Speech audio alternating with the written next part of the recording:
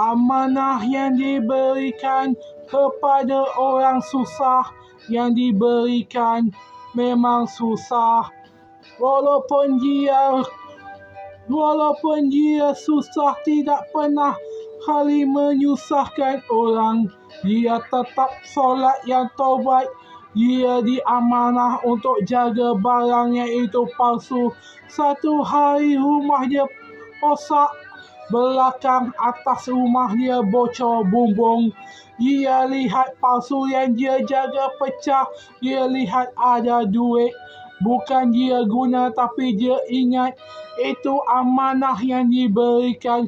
Subhanahu ta'ala, dia ingat amanah itu bukan guna, tapi dia taubat juga. Tetap simpan yang jaga, yang dia pulangkan balik pada orang yang amanahkan.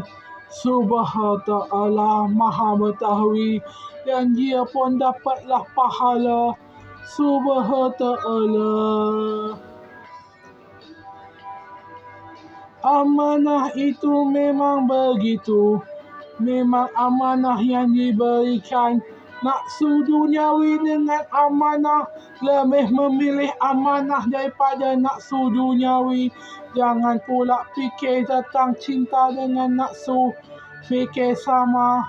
Memang amanah itu benda yang diberi, tapi juga boleh diberi. Amanah barang dengan amanah manusia itu berbeza.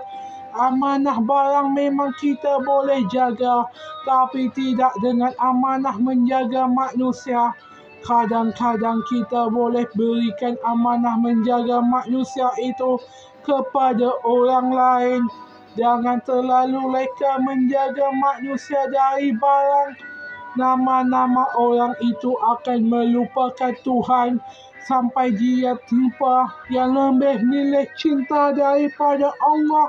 Memang orang itu fikir cinta kerana ingat orang itu bukan barang.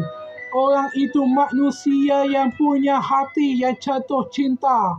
Kalau engkau fikir barang manusia dengan barang itu sama, kau salah. Manusia itu ada hati dengan fikiran. Amin Rabbana. Ingat sama. Amanah orang dengan barang itu berbeza. Ingat Tuhan, ingat Allah, ingat suami, ingat itu. Subhanahu ta'ala. Amin Rabbana. Amin.